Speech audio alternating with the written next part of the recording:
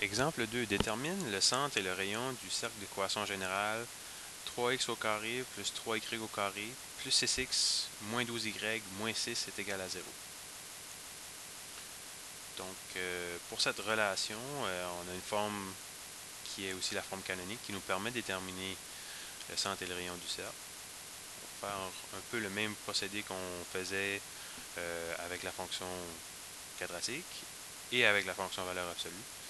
C'est-à-dire, on va la transformer de son équation générale à sa forme canonique pour pouvoir ressortir les paramètres qui nous parlent, à savoir ici quel est le centre et le rayon.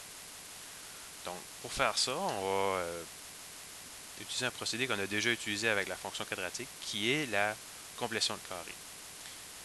Par contre, ce qu'on va faire, on va faire ce qu'on appelle la double complétion de carré, parce qu'on devra compléter le carré pour des membres qui contiennent des variables x, et on devra compléter le carré pour des membres qui contiennent des variables y.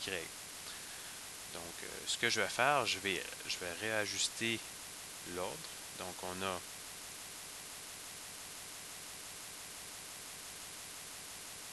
donc pour ce faire, je vais réajuster l'ordre de l'équation, c'est-à-dire on a 3x au carré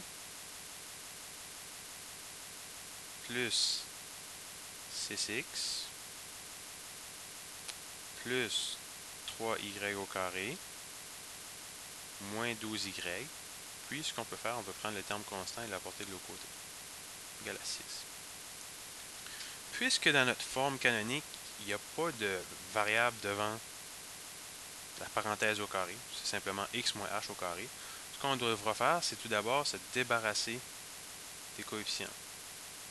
Donc, pour que ce soit un cercle, il faut absolument que le coefficient devant x au carré soit le même que le coefficient qui est devant le y au carré. Si ce n'est pas le cas, les chances sont qu'on a une ellipse. Vous pouvez aller voir dans le manuel, il y a des exemples d'ellipses. Nous, on va surtout se concentrer sur l'équation du cercle. Donc, ce que ça va nous faire comme problème, ça va faire x au carré plus 2x, je vais me laisser de l'espace, plus y au carré, moins 4y, on laisse encore de l'espace, est égal à 2. Donc là, on va compléter le carré pour les termes en x. Donc, on va prendre le 2, on va diviser ça par 2, pour le résultat au carré. Donc, 2 divisé par 2, ça fait 1. 1 au carré, ça donne 1. Donc, plus 1, moins 1. Donc, c'est ce qu'on faisait avec la fonction quadratique. Mais là, on va le refaire avec les y. Donc, on prend moins 4 divisé par 2, ça fait moins 2. Moins 2 au carré, ça fait plus 4. Donc, plus 4, moins 4. Donc là, on est rendu avec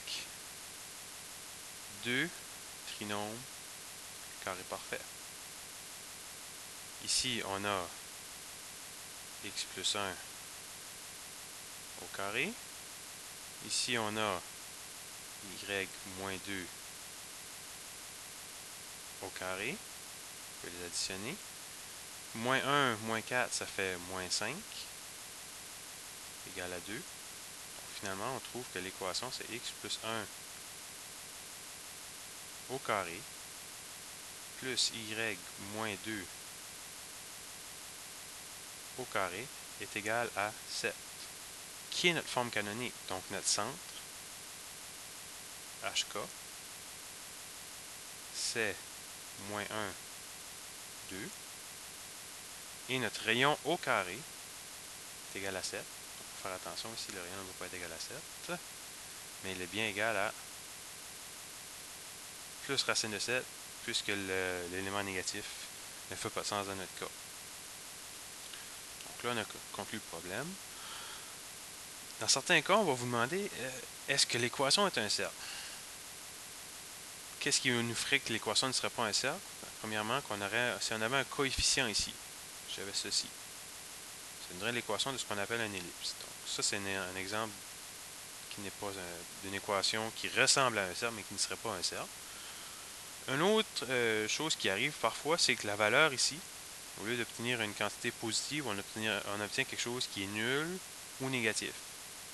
Donc, si on y pense, cette quantité ici, ça représente le rayon au carré. Si le rayon carré est nul, on n'a pas de rayon, donc on n'a pas de cercle. Et s'il est négatif, ce n'est pas un nombre réel, parce qu'on n'a aucun nombre réel qu'on peut placer au carré qui n'est un négatif. Donc, ce n'est pas l'équation d'un cercle. C'est des petits points qu'il faut faire attention lorsqu'on fait de la complétion de carré sur ces équations-là.